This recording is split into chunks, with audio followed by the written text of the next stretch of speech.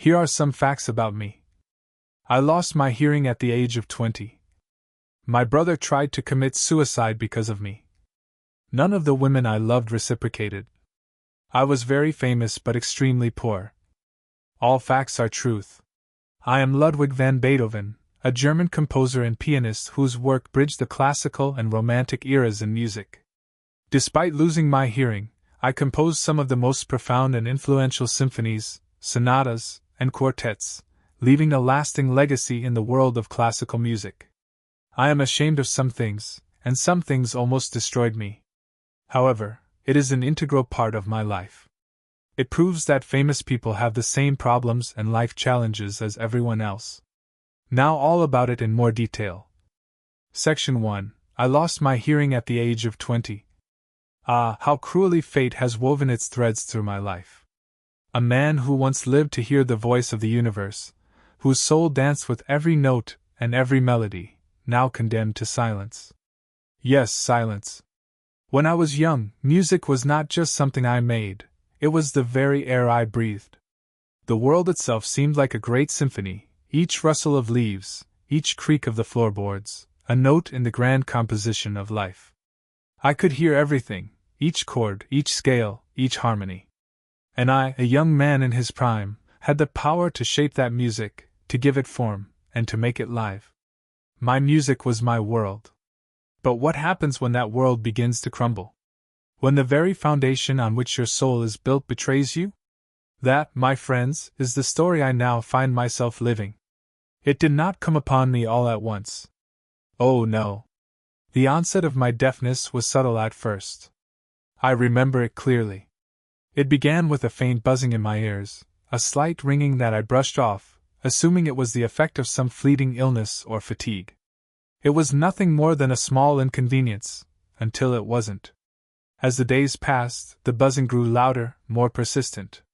My world of sounds slowly began to fade, as if someone were turning down the volume on my life. The high notes I once heard with clarity became muffled. The deep, resounding bass I once felt vibrate through my body disappeared. And then, it was as if there was nothing at all. How do you live when the very thing that defines you slips away? A composer deaf, what cruel irony! How could such a thing happen to me, I wondered. To the world, I was still the great Ludwig van Beethoven, but inside I was trapped. The silence in my ears was deafening. It was not simply the absence of sound, it was the absence of the very thing that made me who I was. In the early years of my condition, I tried to fight it. I could still hear some faint sounds, some vibrations. But slowly my body, my ears betrayed me. The music that had once flowed so easily from my soul to the world became an abstract concept, something distant, unreachable. I found myself sitting at the piano, my fingers moving over the keys, but the sounds that I loved so dearly were now only faint memories. I could feel the vibrations of the strings, yes, but it was as though I was an outsider to my own art. There were nights, long, lonely nights, when I sat in my room, surrounded by the silence that seemed to grow heavier with each passing hour. My thoughts were my only company, and they were not always kind. I would close my eyes and try to hear the music again, to feel it in the way I once did. But it was as if I had been abandoned by the very thing that gave me life. The pain became unbearable at times. There were moments, dark moments, when the thought of ending it all seemed like a way to escape. The silence felt like a prison, and I wondered if it would not be kinder to release myself from its grasp. I would look at the instruments that had once been my voice, and now they felt like foreign objects, reminders of what I had lost. But in the depths of my despair, a thought emerged, a thought stronger than all the others. No. I would not surrender. How could I? I had known the music of the spheres, the song of the world, and I could not simply let it go. Yes, I could no longer hear it in the way I once did, but it still lived in my soul. The music was still there, even if it no longer resonated in the world around me. You see, what the world does not know is that my deafness did not end my music. It transformed it. I became more than I was before. I was no longer bound by the limitations of the external world. I had to find a new way to connect with the music, a way that went beyond sound. I learned to listen with my soul. My greatest works came in the years after my hearing had deteriorated. The Ninth Symphony, the late string quartets, these were the pieces that emerged from my inner world, from a place deeper than anything I had known. I could not hear the music as I once did, but I could still feel it. I could feel the harmonies in my chest, the rhythm in my bones. The silence that had once threatened to consume me became my ally, and it gave birth to music that the world had never known. Perhaps the world does not understand this. They see me as a tragic figure, a man who lost everything, who once held the world in his hands, and then had it taken away. But they do not know what I have found. In my silence, I have discovered something greater than I ever could have imagined. The music is not in the sound, it is in the soul. And once you learn to listen with the heart, you can hear the most beautiful symphony of all. The applause of the world no longer matters to me. The validation of others, their admiration, their applause, it is irrelevant. I do not need it. What matters now is the music that lives inside me, the music that I continue to write, not for the world, but for myself. I write for those who understand. Not with their ears, but with their souls. And when I am gone, my music will remain. It will continue to speak, to live, to echo through the hearts of those who truly listen. I may be gone from this world, but in my silence, I shall live forever. The music will endure. I am not just Beethoven, the composer of symphonies. I am Beethoven, the man who defied the silence, who fought against it, and who found a way to create even when the world seemed to turn its back on him. In silence, I have found my voice, and in that voice, I have found my peace. The world may see me as a tragic figure, but what they cannot know is that I have found something far greater than fame or recognition. In my silence, I have found my music. And that, in the end, is all that matters. Section 2. My brother tried to commit suicide because of me. Family. Ah, how it binds you, how it tears you apart. What is this cruel twist of fate that, despite all the music in my heart, the harmony in my soul, I could not find peace in my own blood? You see, the world believes they know me. They see only the man who composed symphonies, who crafted melodies that transcended the ordinary, who wielded the power of sound like a god himself. But they do not see the tempest that raged within my home, the silence that was not the absence of music, but the silence of betrayal, resentment, and misunderstanding. Johann. My brother. He was a fool. And yet, in some ways, he was my only companion in this world. A companion in name, at least. How many times did I bear the weight of his failures? How many times did I forgive the debts that burdened him, always the gracious brother, always the provider? And yet, in the end, when he passed from this life, what did I inherit? Not only his burdens but his mistakes, his debts, his poor choices, his inability to manage his life. The weight was unbearable at times. I often wondered if he had truly understood the sacrifices I made for him, the endless support I provided, all the while knowing that he would never live up to his potential. Yet I did not leave him. I could not. When Johann died in 1816, I inherited his debts and responsibilities, and there was no one else to carry that burden. His death left a gaping hole in my life, one that no music could fill. The pressure that came with it, the guilt of knowing that perhaps I could have done more for him, haunted me for years. But it wasn't just Johann's mistakes that I inherited. I was left with something even more tragic, my nephew Karl. Ah, yes, Karl. The boy who was supposed to be the link to the family I had once hoped to hold together. A child, so full of potential, yet so fragile. I remember the day Johann's wife passed away, and I found myself responsible for raising Karl. He was just a boy, but I saw him as my last chance at creating a stable family.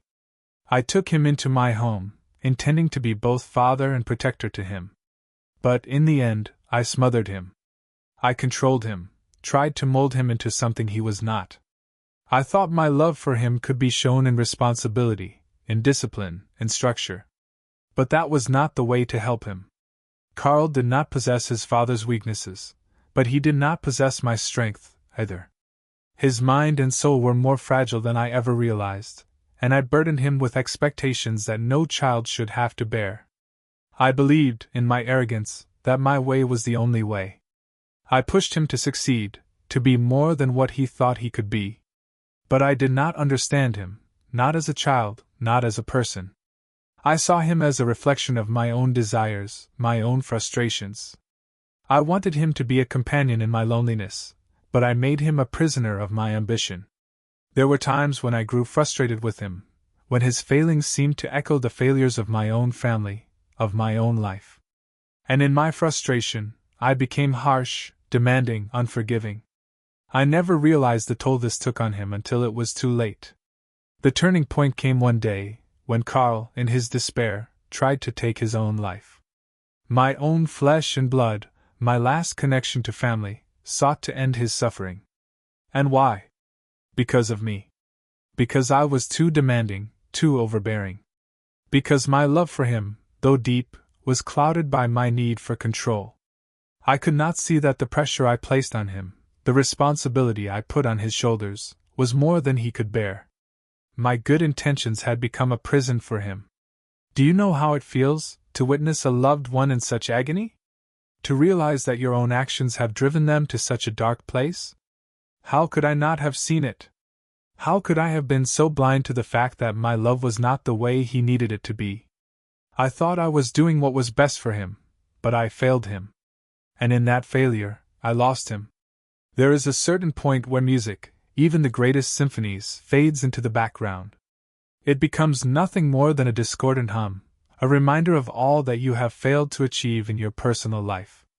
What is the point of composing the greatest works of art if you cannot find peace within your own home? What is the value of fame, of recognition, if you are nothing but a tyrant in your own house? Music may have given me the means to express myself to the world, but it could not fix what was broken within my own family. It could not heal the wounds that had been inflicted on those I loved. I see Karl now, in the depths of his suffering, and I hear the echoes of my mistakes. How could I have been so blind? How could I have driven him to such a place? If I could turn back time, I would not have been so harsh with him.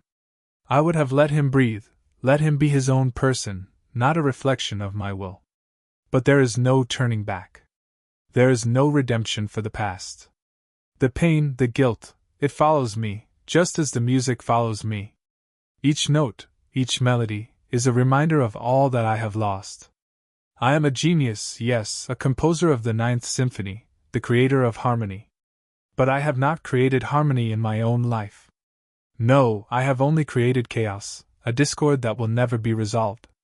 I still hear it. The silence of the room. The silence of a family broken. The silence of the music that could have been, but was not.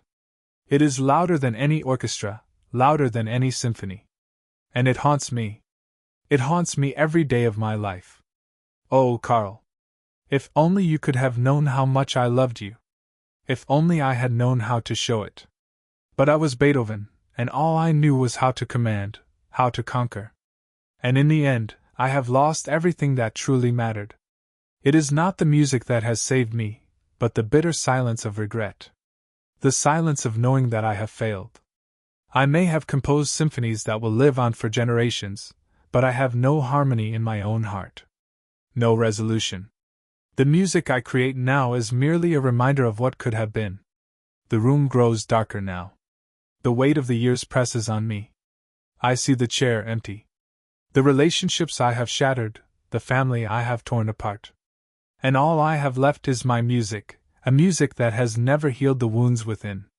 The silence of my failures is all that remains. Section 3. None of the women I loved reciprocated. Ah, love, such a cruel companion! It calls to you like a siren's song, luring you into its depths, only to abandon you in the cold, dark waters of despair. Why must it be this way? Why must it torment me with its beauty and agony in equal measure? You see, the world knows me as the composer, the genius who can shape the very fabric of sound. They know me as Beethoven, the creator of symphonies, the man who could compose music that seemed to transcend human limitations. They see the work, the triumphs, the masterpieces. But they do not see the man who, despite all his achievements, longs for the warmth of affection, the softness of love, the embrace of another. They see me, yes, but they do not hear me. They cannot hear the aching, the loneliness that fills every part of my soul. I have loved many women, many. But none of them have ever loved me in return, not in the way I have loved them. You may know of the immortal beloved, yes? She, who took hold of my heart with such force that I could not escape. She who remains unnamed in history, but whose presence is etched in every note I wrote, every melody I poured from my soul. But she was never mine. Never truly mine. I wrote to her, letters filled with the rawest parts of my heart, thinking perhaps my words could reach her, could bring her into my world. I believed, in my naivety, that my passion would compel her to feel the same. But no. She remained distant, like the stars above, forever out of reach, forever beyond my grasp. What did I do wrong? Was it my deafness? Did it make me a fool in her eyes? Was I too consumed with my art, too lost in my own world to see her as she truly was? Did she see only the tortured man, the angry, volatile soul who burned with passion yet could never find peace? She, like all the others, slipped through my fingers, leaving only echoes of what could have been. The world does not tell you of this, the loneliness, the isolation. They do not tell you of the hours I spent alone in the dark, where I could no longer hear the music but could feel it within me, vibrating through my very being. The world does not speak of the moments when, sitting in my room, I would desperately long for someone to love me, for someone to look beyond the composer and see the man beneath. I could compose, yes, but I could not find solace in what I created. In my heart, I believed love could heal me. I believed that if I were loved, if someone could truly see me, then the silence of my soul would finally be filled. But no. It did not heal me. It only deepened the wound. You may think of me as a genius, a man whose music has lasted through the centuries, whose works are performed across the world. But I am not just a composer. I am a man who has loved and lost. I am a man who has yearned for something more than fame or recognition. I am a man who has faced unrequited love, repeatedly, and who has never known what it is to be loved fully, completely. I loved her, my immortal beloved. I loved her with all the intensity of my soul. But she was never truly mine. Perhaps she never could be. It is one of the cruelest ironies of my life, that the greatest music I ever wrote, the most profound compositions of my soul, were driven by a pain that I could not overcome. Every note I wrote for her was a plea, a cry from a heart that could never be fulfilled. And yet I continued to compose. Why? Because it was all I knew how to do. Music was the one constant in my life, the one thing that remained when everything else fell away. But even the music, my beloved music, could not bring me the love I sought. The world saw my works, my triumphs, and hailed me as one of the greatest composers in history. But none of them saw the man behind the music, the man who struggled with deafness, who suffered in isolation, who longed for the warmth of another's embrace. How I longed for love to be as pure as the music I wrote. How I dreamed that one day, perhaps, someone would look upon me not as Beethoven the genius, not as the creator of the Ninth Symphony or the Moonlight Sonata, but as Ludwig, the man. The man who could love, who could be loved. But no one ever did. They never saw me. They only saw the composer, the legend, the myth. I still do not understand it. Why is it that love, the most beautiful of all things, should be so elusive for me? Is it because I am deaf? Because I am too consumed with my work to see the person before me? Or is it simply that I was never meant to find that kind of love, that kind of connection? I write to you now, not as a composer, not as Beethoven, but as the man who has known the longing, the desperation, the pain of a heart that will never find its counterpart. The world may hear the music I created, but no one hears the silence that surrounds me, the silence of a heart that will never be fully at peace. I am Beethoven. I have known the triumph of sound, the beauty of creation. I have known what it is to shape the very air with music, to move an entire room with a single melody. But in matters of the heart, I am but a beggar, forever searching for something I cannot have. In my heart, I still believe that love is possible. I still long for it, even though I know it will never come. Perhaps it is better this way. Perhaps it is my fate to live without love, to be alone in my own mind and heart. Perhaps this is the price of genius, the price of devotion to something greater than yourself. But how I wish things could have been different. How I wish that for once, I could have known what it is to be loved as I loved. How I wish that love could have been the answer, the cure for the silence within me. And so I write? I compose. But what am I composing for?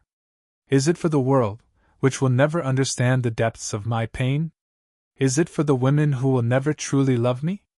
Is it for the one woman who might have been my salvation, my everything? Or is it simply for myself? To stave off the loneliness, to drown out the silence with the music I can no longer hear but must still create?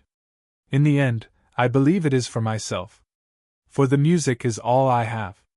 The world may never understand it, but it is the only thing that keeps me going, the only thing that fills the emptiness within me. The silence of the heart may remain, but the music, it never leaves. Section 4. I was very famous but extremely poor. How often do I sit in this wretched room, surrounded by the fruits of my labor, the symphonies, the sonatas, the melodies that soar with the wings of angels, and yet I am without peace, without rest. The reality that haunts me each and every day is far different from the one I create in my mind. I compose grand works, yes, but they fail to soothe the emptiness that gnaws at me from the inside. The music is my salvation, but it is not enough to heal the wounds of my life. You see, they speak of me as a composer, a genius, a man who has mastered sound, whose works will be revered for centuries. They speak of the symphonies, the operas, the famous Ninth, the Moonlight Sonata, and they revere me, as they should. But they do not speak of the torment that fills my days, the constant hunger for something far more precious than applause, the simple, yet elusive, comfort of security. They do not know the agony of living on the edge, never sure if you will be able to pay for the next meal, never certain whether you can afford the next candle to light the room where you compose your work. Security. How many times have I felt the bitter taste of its absence, like a cruel jest played by fate? For though my music fills the halls of Vienna, my stomach is often empty. The praise of the nobles, the whispers of admiration, what is it worth when my pockets are as hollow as the silence I hear when the world falls away into the dark of night? The applause, the recognition, they are fleeting. But hunger, poverty, debt, they remain. They follow me like shadows, casting doubt on my very existence. It is a bitter truth that I must live with. My work is admired, my genius acknowledged, yet the reality of my life is far more humble than the world can comprehend. Commissions? Patronage? It is but a dance, a frail thread of hope that I cling to in desperation. I am at the mercy of men who do not understand the very soul of my music, men who sit upon thrones of wealth while I beg for the privilege to breathe freely, to live without the gnawing anxiety of debt. Debt. That wretched shadow that follows me through every step I take, mocking my genius, stealing the joy from my very existence. What most do not understand is that I did not ask for this life. I did not choose to be bound by financial strain and the whims of patrons who demand more from me than I can give. I am not a machine who can churn out music on command. No, I am a man, one with the same struggles and the same pains as any other. The men who sponsor my work, who sit in their luxurious palaces, they have no idea what it is to live in fear of the next day's hunger.